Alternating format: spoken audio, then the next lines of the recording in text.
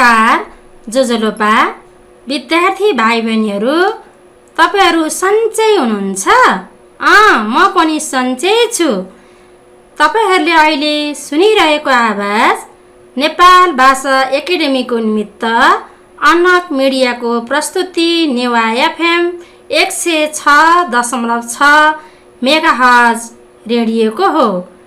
कीर्तिपुर नगरपालिका आदिनाथ माविको सामाजिक अध्ययन विषयको शिक्षिका म सङ्गीता खनाल तपाईहरूलाई स्वागत गर्दछु। कीर्तिपुर नगरपालिकाद्वारा सञ्चालन गरिएको रेडियो शिक्षा कार्यक्रम लिएर म भाइ बहिनीहरू समक्ष उपस्थित भएकी छु। अबको 30 मिनटको समय म भाइ बहिनीहरूसँग नै रहनेछु। भाइ बहिनीहरू, तपाईहरूलाई थाहा नै छ, यस विषम परिस्थितिमा वैकल्पिक तरिकाबाट सिकाइ सहजीकरण गर्ने उद्देश्यले रेडियो शिक्षा कार्यक्रम सञ्चालन गरिएको हो। तपाईहरू आफूलाई चाहिने पाठ्य सामग्री लिएर रेडियो नजिक आएर बसिसक्नु भएको होला। अभिभावकज्यूहरूबाट तपाईहरूलाई सिकाइ सहजीकरणमा पक्कै सहयोग पुगेको छ होला भन्ने पूर्ण आशा लिएकी छु। भाइ बहिनीहरू, तपाईहरूले बेला बेलामा साबुन पानीले राम्रोसँग मिची हात धुनुपर्छ है। पसल वा बाहिर जरुरी काममा जाँदा भौतिक दूरी कायम गर्नु भएको छ होइन त? सृजनात्मक र रचनात्मक क्रियाकलापमा आफूलाई सहभागी गराउनु, शारीरिक कसरत गरी रोग प्रतिरोधात्मक क्षमता बढाउनु, घरको सानोतिनो काममा बाबुआमालाई सघाउनु आशा गर्छौँ। वैज्ञानिकले कोरोनाको औषधि छिट्टो पत्ता लगाउनेछन् र हाम्रो भेटघाट कक्षा कोठामा प्रत्यक्ष रूपमा हुन्छ।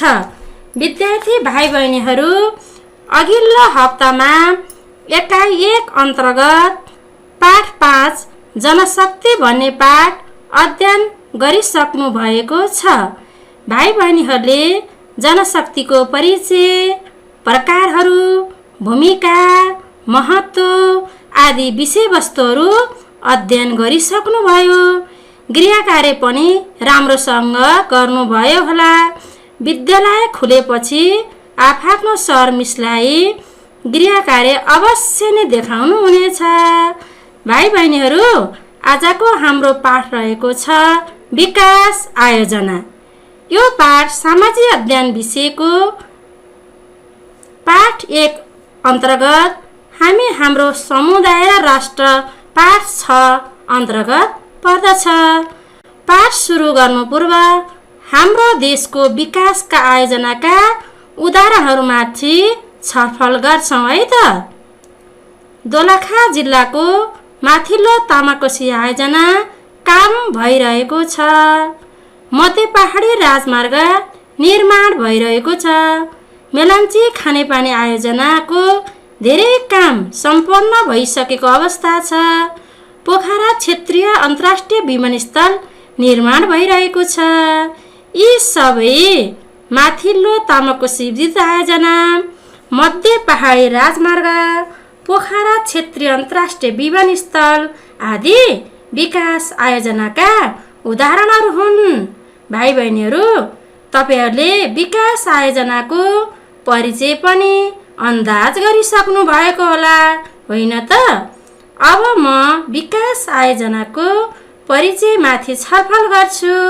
भाइ बहिनीहरूले सरल भाषामा आफ्नो कपीमा लेख्न सक्नुहुन्छ। कुनै निश्चित उद्देश्य, समय अवधि र स्रोत र साधनको प्रयोग गरी व्यवस्थित रूपले सञ्चालित विकासका कार्यक्रमहरू नै विकास आयोजनाहरू हुन्।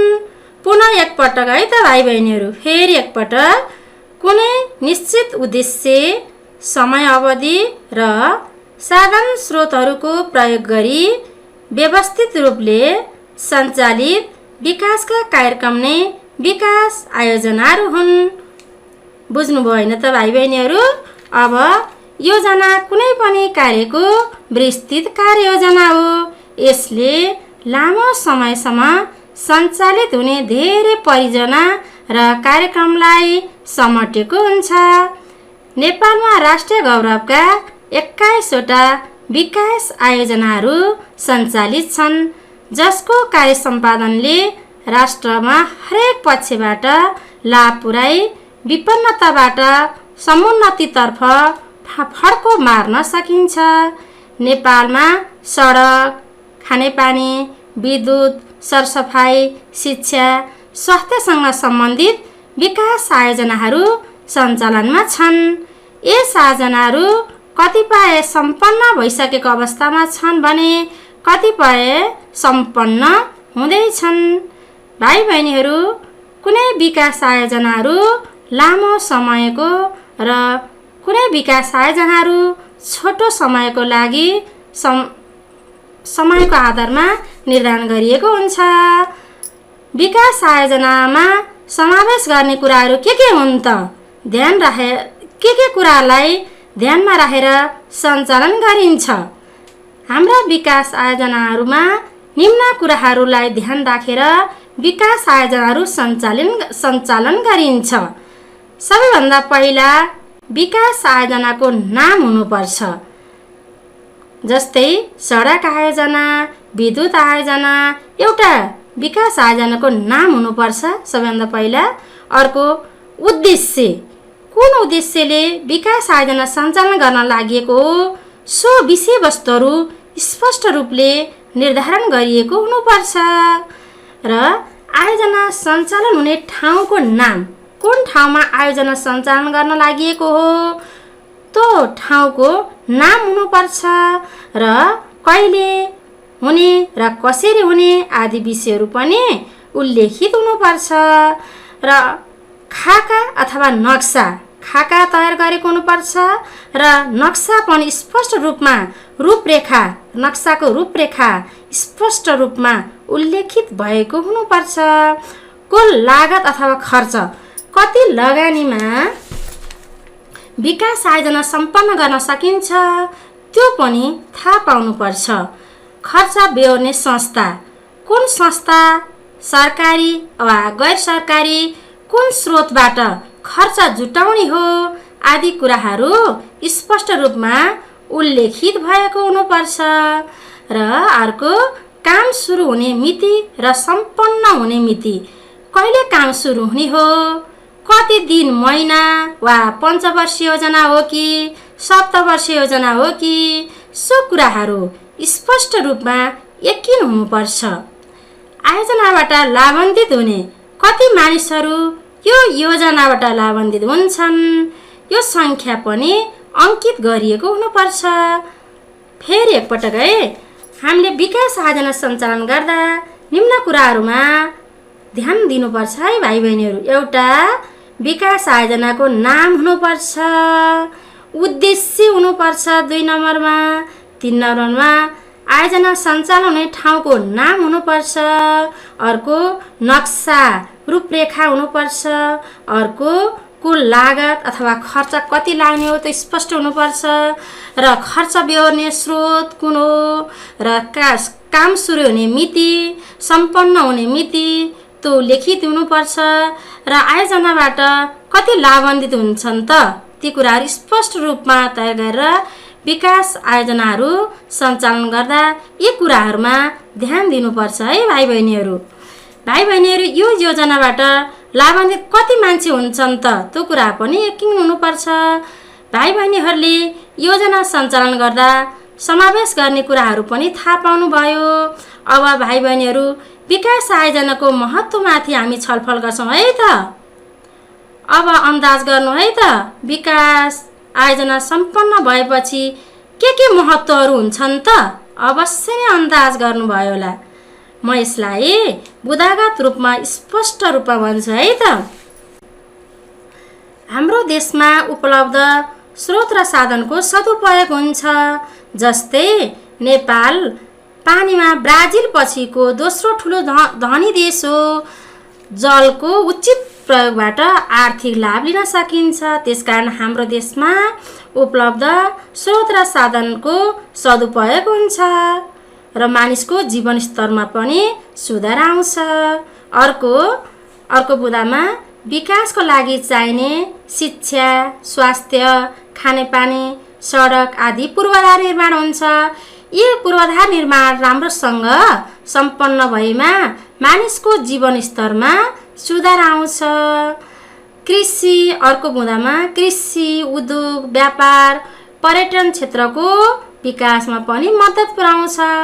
देशको आर्थिक विकासमा पनि साथै प्रति व्यक्ति आयमा पनि वृद्धि हुन्छ। अर्को पोइन्टमा देशको विकास, मानिसको विकास, रोजगारी सृजना हुन, गरिबी न्यूनीकरणमा पनि सहयोग पुग्दछ र मानिसको जीवनस्तरमा सुधार हुन्छ। विकास आयोजनाले मानिसको आधारभूत आवश्यकताको साथसाथै अतिरिक्त आवश्यकता पूरा गर्न पनि मद्दत गर्छ र जीवनस्तरमा सुधार आउँछ। यसरी विकास आयोजनाको धेरै ठुलो महत्त्व रहेको छ भाइ बहिनीहरू। अलिअलि तपाईहरूले पनि अनुभव गर्नुभएको होला, होइन त? यस विकास आयोजनाले व्यक्ति, समाज, देश र अन्तर्राष्ट्रिय स्तरसम्म विकासमा मद्दत पुग्दछ।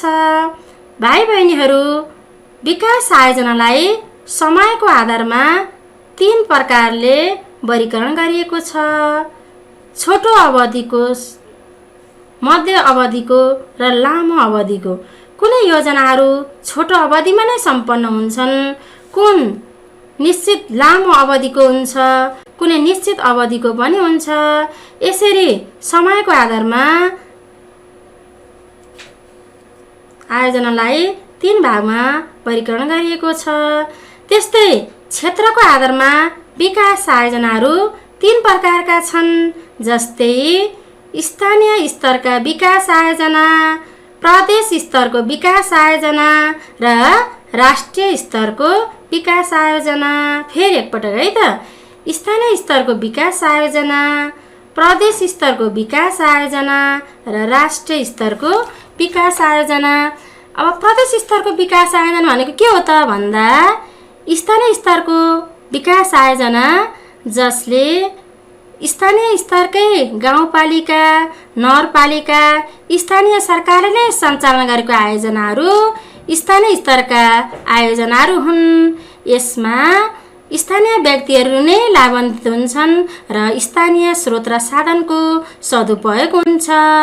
अर्को प्रदेश स्तरको विकास आयोजना। हाम्रो देश नेपाललाई 7 प्रदेश र 77 जिल्लामा विभाजन गरिएको छ। प्रदेश स्तरको सरकारले सञ्चालन गरेको योजनाहरू प्रदेश स्तरका योजनाहरू हुन्।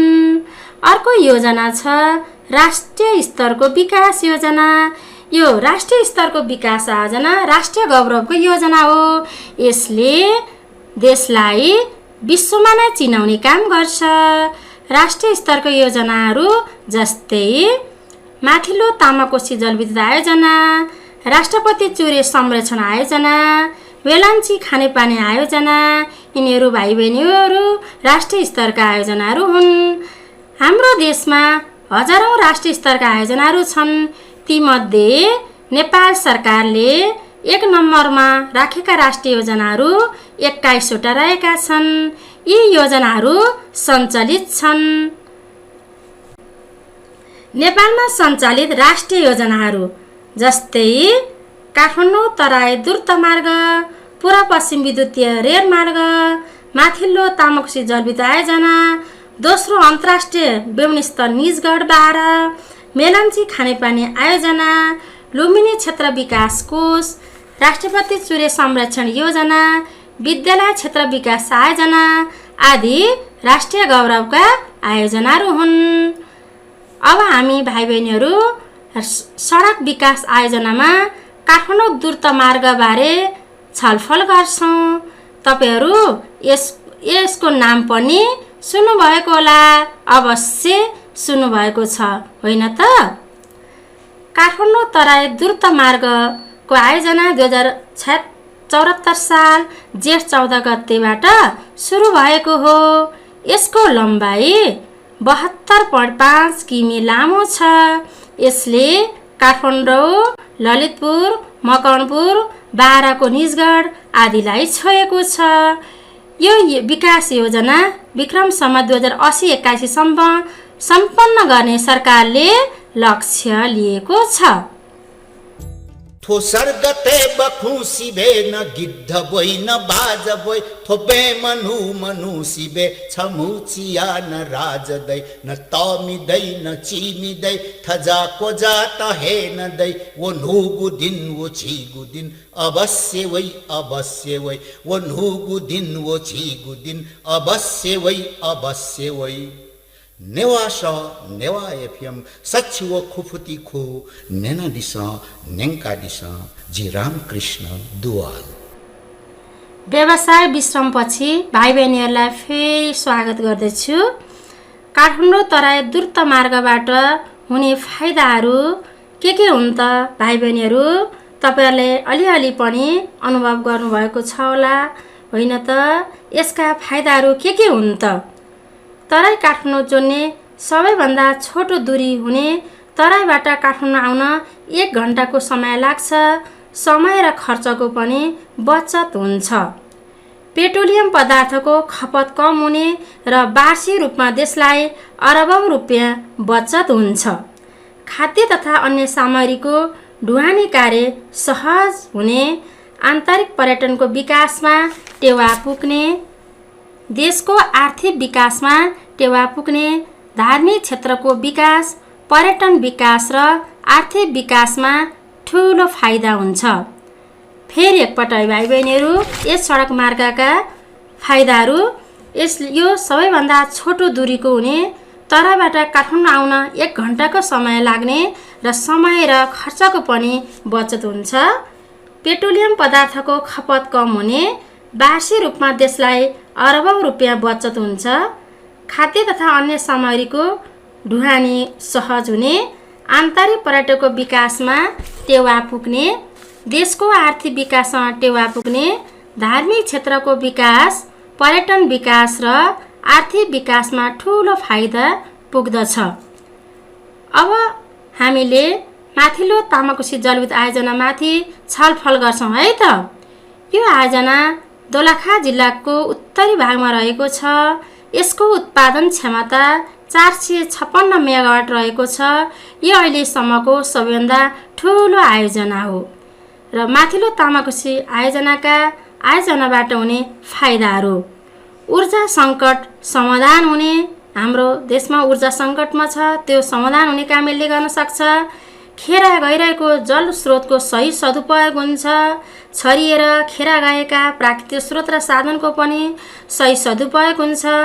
यसको प्रतिफल नेपालीले नै पाउने, अथवा यो माथिल्लो तामाकोशी जलविद्युत आयोजना नेपाल सरकारकै लगानीबाट नेपालीले नै यसको प्रतिफल पाउने गरेर सञ्चालन भएको छ। उद्योग धन्दा सञ्चालनमा सहयोग पुग्ने, घरेसी काममा सदुपयोग हुने, रोजगारीको सृजना हुने, देशको आर्थिक विकास हुने, यो धेरै फाइदाहरू छन्। र भाइ बहिनीहरू, अर्को महत्त्वपूर्ण योजना रहेको छ विद्यालय क्षेत्र सुधार कार्यक्रम। नेपाल सरकारले तयार पारेको 7 वर्षीय योजना हो। 2080 असारसम्मको, 2073 श्रावणदेखि 2078 असारसम्मको लागि 5 वर्षीय कार्ययोजनाको लागि लागू भएको। यो 1 वर्षको प्रारम्भिक बाल शिक्षा हुने र कक्षा 1 देखि 8 सम्मको शिक्षा आधारभूत शिक्षा हुने र कक्षा 9 देखि 12 सम्म माध्यमिक शिक्षा हुने रहेको छ। भाइ बहिनीहरू, तपाईहरु अहिले कक्षा 8 मा अध्ययन गरिरहनु भएको छ। यो आधारभूत तहको कक्षा हो। विद्यालय क्षेत्र विकास योजनाको महत्त्व: शिक्षामा सबैको पहुँच सहज पुर्याउन जोड दिएको छ। सबै जात, जाति, भाषा, धर्म, पेशा, लिङ्ग, वर्ण, जातिका मानिसहरू सबैको पहुँचमा सहज पुर्याउनको लागि विद्यालय क्षेत्र विकास योजनाले जोड दिएको छ। गुणस्तरीय शिक्षामा जोड दिएको छ। शिक्षाको पेशागत विकासमा जोड दिएको छ। बाल मैत्री तथा बाल केन्द्रित शिक्षणमा सिकाइमा जोड दिएको छ।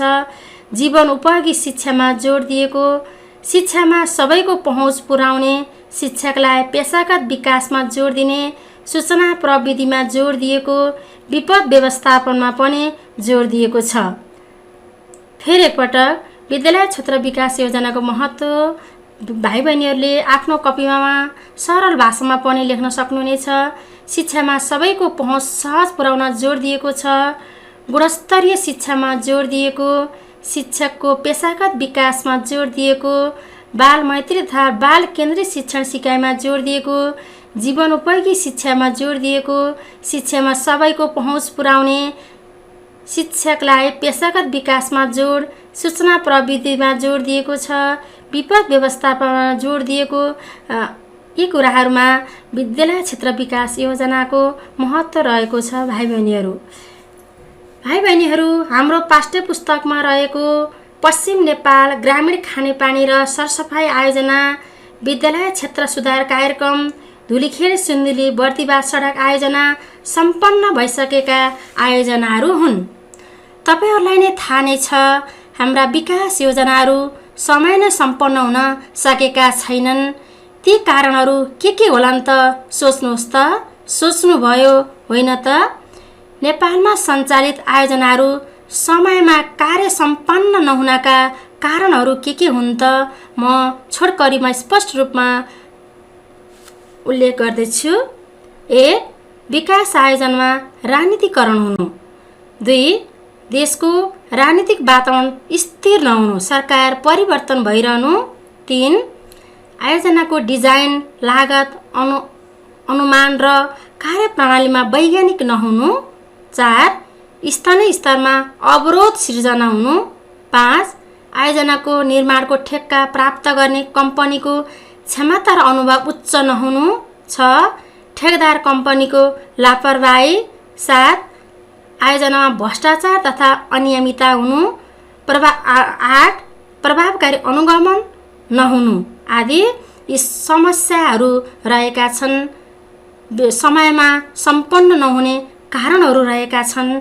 फेरि एकपटक है भाइ बहिनीहरू, विकास आयोजनामा राजनीतिकरण हुनु, देशको राजनीतिक वातावरण स्थिर नहुनु, आयोजनाको डिजाइन, लागत र अनुमान र कार्यप्रणाली वैज्ञानिक नहुनु, स्थानीय स्तरमा अवरोध सिर्जना हुनु, आयोजना निर्माणको ठेक्का प्राप्त गर्ने कम्पनीको क्षमता र अनुभव उच्च नहुनु, ठेकेदार कम्पनीको लापरवाही हुनु, आयोजनामा भ्रष्टाचार तथा अनियमितता हुनु, प्रभावकारी अनुगमन नहुनु आदि रहेका छन्। नेपालमा सञ्चालित आयोजनाहरू समयमा सम्पन्न नहुनका कारणहरू पनि भाइ बहिनीहरूले थाहा पाउनुभयो। यसको समाधान कसरी गर्न सकिन्छ त? अघि बढौँ है त। विकास आयोजना हामी सबैको हो भन्ने भावना सम्पूर्ण राजनीतिक दलहरूमा विकास हुनुपर्छ। आयोजना निर्माण कार्य गर्दा प्राविधिक पक्षमा पनि ध्यान दिनुपर्छ। निर्माण कम्पनीको छनौट गर्दा कम्पनीको विगत कार्य अनुभव तथा दक्षतालाई जोड दिने, प्रभावकारी अनुगमन संयन्त्रको विकास गर्ने, कम्पनीको कार्य सम्पादन मूल्याङ्कनको आधारमा पुरस्कार र दण्डको व्यवस्था गर्ने, प्रभावकारी अनुगमन र मूल्याङ्कन गर्ने। अब म अन्त्यमा भाइ बहिनीहरूलाई गृह कार्य दिन्छु। विकास आयोजना भनेको के हो? राष्ट्रिय गौरवका विकास आयोजनाहरूको 5 वटा नामहरू लेख्नुहोस्। विकास आयोजनाको सञ्चालनबाट हामीलाई के फाइदा पुग्छ स्पष्ट पार्नुहोस्। तपाईको समुदायमा के कस्ता विकास कार्यक्रम रहेका छन् सूची बनाउनुहोस्। विद्यार्थी भाइ बहिनीहरू, मेरो समय समाप्त भएको प्राविधिक मित्रबाट सूचना आइसकेको छ। तपाईहरूको दिन शुभ रहोस्। हस्त। धन्यवाद।